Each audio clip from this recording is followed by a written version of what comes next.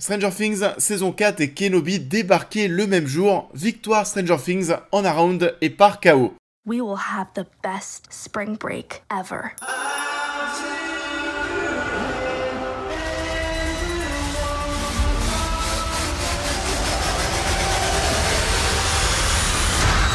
Bonjour à tous, et bah écoutez, j'espère que tout le monde va bien. On se retrouve aujourd'hui pour quelque chose de très gros. C'est enfin le grand retour de Stranger Things sur Netflix. Ça doit revenir depuis pas mal de temps, c'était très attendu. Stranger Things saison 4 volume 1, on en parle. Stranger Things saison 4 volume 1 est composé de 7 épisodes et est disponible sur Netflix. 6 mois se sont écoulés depuis la dernière grande bataille qui a semé terreur et désolation à Hawkins. Encore titubant, nos amis se retrouvent séparés pour la première fois et la vie de lycée ne va pas arranger les choses. Alors ouais, je pense que c'est la première fois que l'on parle de Stranger Things sur la chaîne, le mastodonte de chez Netflix. Ça va être l'occasion pour moi de vous dire ce que j'en pense.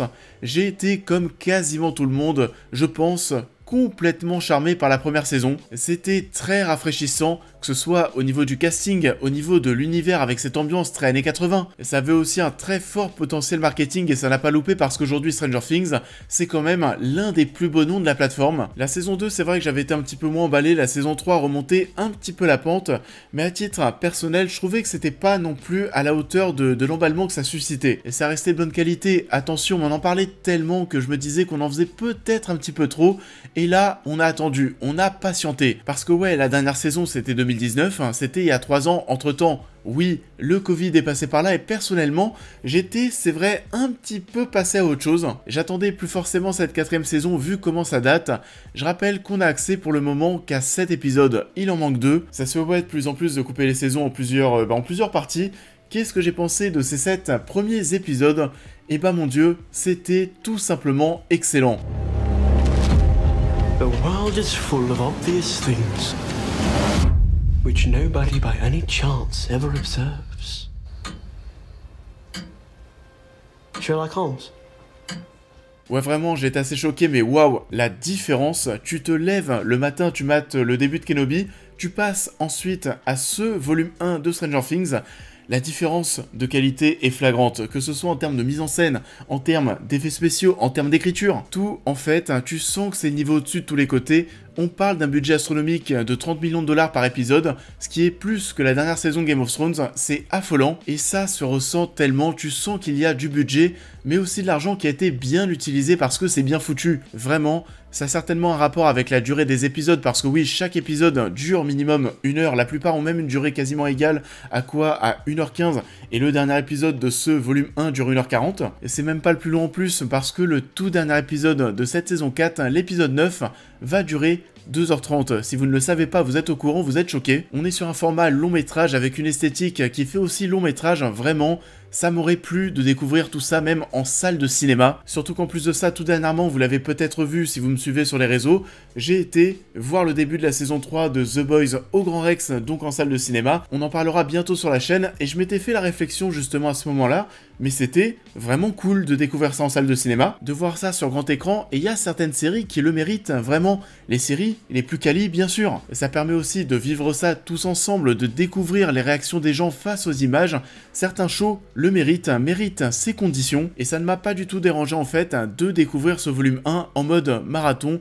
Parce que oui, j'ai maté les 7 épisodes quasi sans pause, et à aucun moment, c'est vrai, je me suis ennuyé malgré la forte durée des épisodes. T'es vraiment pris dedans dans cette atmosphère qui, je pense, vous me direz si vous pensez comme moi, est plus mature que ce qu'on avait avant, en accord avec l'âge, bien sûr, des héros. Il y a moins, je trouve, de moments apaisants, de moments mignons, naïfs, de moments joyeux. J'ai trouvé vraiment que c'était plus sérieux dans l'ensemble, plus sombre. Ça, c'était quelque chose qui faisait partie du package. On nous avait dit que cette saison 4 serait plus dark que les précédentes, et bah mon dieu, dès la fin de l'épisode 1, et bah tu le sens clairement. Et c'est pas tout, parce que toutes les conclusions d'épisodes sont cool. À chaque fois, on arrive à faire grimper la sauce, à te faire des fins qui sont archi prenantes. On te donne envie de voir la suite directement, même si à chaque fois, tu relances un nouveau mini-film. Faut rester assez motivé, c'est vrai. Et c'est assez étonnant aussi de nous servir aujourd'hui cet épisode, d'avoir coupé cette saison en 2 parties de la sorte. On a 7 épisodes, aujourd'hui il en reste 2. On a estimé que la fin de l'épisode 7 était la meilleure façon de conclure ce volume 1. Et ouais, c'est certainement le cas. Et vous savez, on n'a pas forcé, on n'a pas fait en sorte de split la saison en 2 parties. parti en plein milieu. On n'a pas forcé et généralement le marketing prend le pas sur l'écriture à ce moment. Si t'as une saison de 10 épisodes, on va te dire, et bah du coup, à la fin de ton épisode 5, tu dois mettre le gros climax. On te force à le mettre ici, et là, c'est pas le cas. Les épisodes sont ce qu'ils doivent être, puis ensuite on s'est dit, oui, l'épisode 7, c'est le gros climax, et bah on va cut la saison ici. Ça a peut-être moins de sens sur le papier parce qu'il reste seulement 2 épisodes, mais en tout cas d'un point de vue artistique, c'est bien plus sain.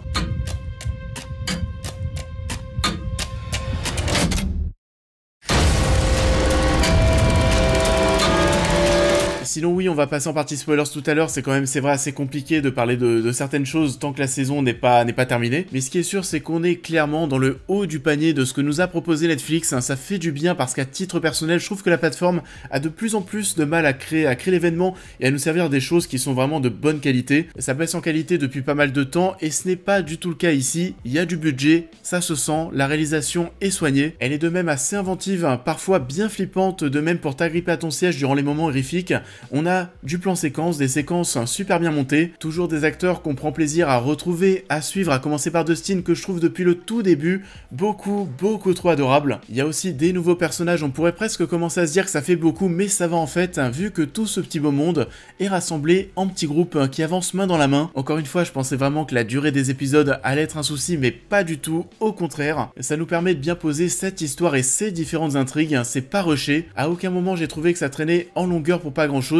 Il y a vraiment de quoi manger dans chaque épisode, c'est consistant, on ne va pas se plaindre d'avoir des équipes qui ont voulu nous offrir quelque chose de très quali sur la durée, ça méritait d'être aussi long et c'est tant mieux pour nous.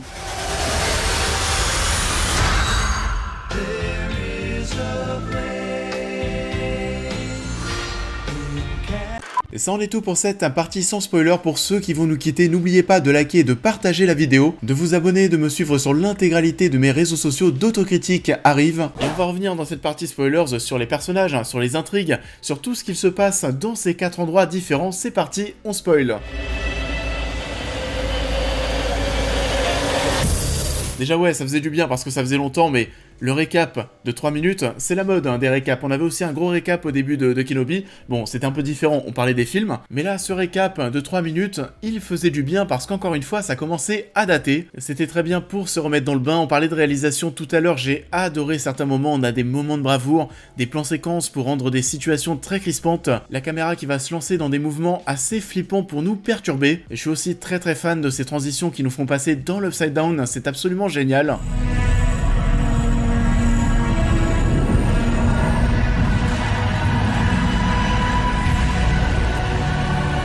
On était dans l'Upside Down, on va rester ici, c'est toujours aussi flippant de se retrouver de ce côté. On a l'introduction de Vecna qui est une créature absolument flippante, qui est très bien foutue d'un point de vue technique. Dès la fin du premier épisode, on a des séquences de mort qui sont absolument angoissantes. Au contraire, à la fin de l'épisode 4, on a Max qui va s'en sortir, c'était peut-être un de mes passages favoris.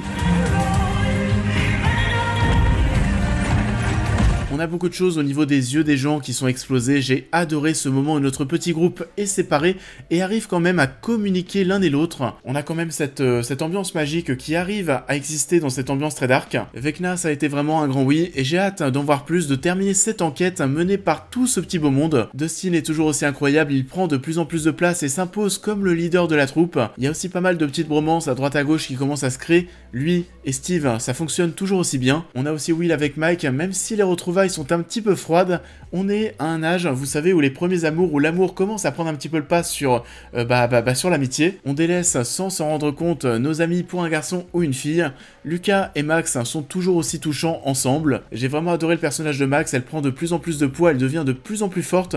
J'avais peur qu'elle y passe à la fin de l'épisode 4 et fort heureusement, c'est pas le cas. Les filles aussi sont souvent ensemble, il y a pas mal de petites alliances naturelles et enfin voilà, tout le monde est nickel dans le rôle. C'est toujours un giga plaisir de retrouver ce casting. Eleven, quant à elle, malheureusement, est un petit peu mise à l'écart, elle se cherche, elle a du mal à trouver sa place dans ce monde. Et ça se passe pas très bien avec ses camarades, on se moque d'elle, elle n'a plus ses pouvoirs, c'est assez difficile. On partait sur quelque chose d'assez cliché, et puis finalement, on a cette intrigue avec le mystérieux Henry qui se met en place. C'est assez surprenant finalement, tu découvres des choses sur son passé, jusqu'à ce climax, cet affrontement. Finalement, Henry et Vecna ne sont pas si éloignés que ça. Oui, on imagine bien qu'elle aura un rôle plus central par la suite, lorsqu'elle elle aura retrouvé ses pouvoirs. Enfin voilà, j'avais un petit peu peur parce que je pensais vraiment qu'on allait partir, comme je le disais, dans quelque chose d'assez cliché. Elle a perdu ses pouvoirs, elle retourne explorer son passé, elle les retrouve, elle revient et elle tape tout le monde. Au final, on découvre Henry et cette intrigue qui fait du bien, qui est surprenante. On a hâte de l'apercevoir en train de retrouver ses amis. L'épisode 7 était d'ailleurs sous le signe des retrouvailles, celle tout d'abord entre Jim et Joyce. C'était assez émouvant et j'ai bien aimé toute cette intrigue en mode survie en Russie avec Jim. J'avais un petit peu peur là aussi, peur de quitter Hawkins et de quitter ce qui fait le sel de Stranger Things. Et ça, vous vous en souvenez, on n'apprend pas maintenant qu'il est toujours en vie, on nous avait teasé ça, c'était étonnant. On nous avait teasé ça dans un teaser qui a été dévoilé il y a tellement longtemps, qui nous a été dévoilé, il faut que je retrouve la date. C'était en février 2020, c'était il y a plus de 2 ans, mais oh là là.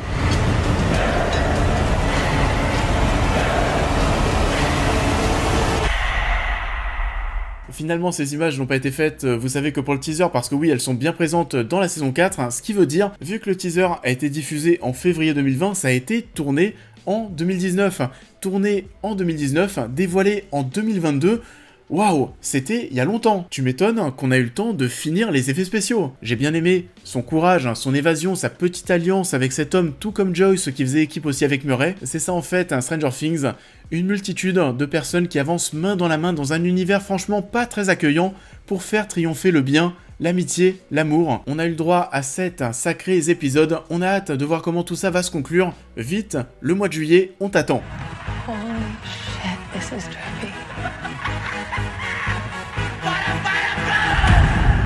Ça en est tout pour cette critique, j'espère qu'elle vous aura plu comme d'habitude. Je vous invite à la liker, à la partager, à me dire en commentaire ce que vous avez pensé de l'œuvre en question, à me suivre sur l'intégralité de mes réseaux sociaux pour plus de news et réactions à l'actualité, mais aussi à devenir membre soutien si vous souhaitez soutenir mon travail, et on va se retrouver très vite sur la chaîne pour cette prochaine critique. She may be capable of a nuclear explosion. Run, Shirley! On your knees! Simply with the force of her mind.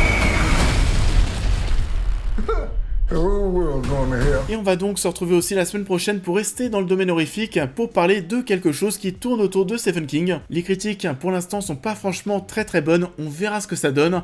Mais en attendant, je vous souhaite à tous une très belle fin de semaine et je vous dis à très vite.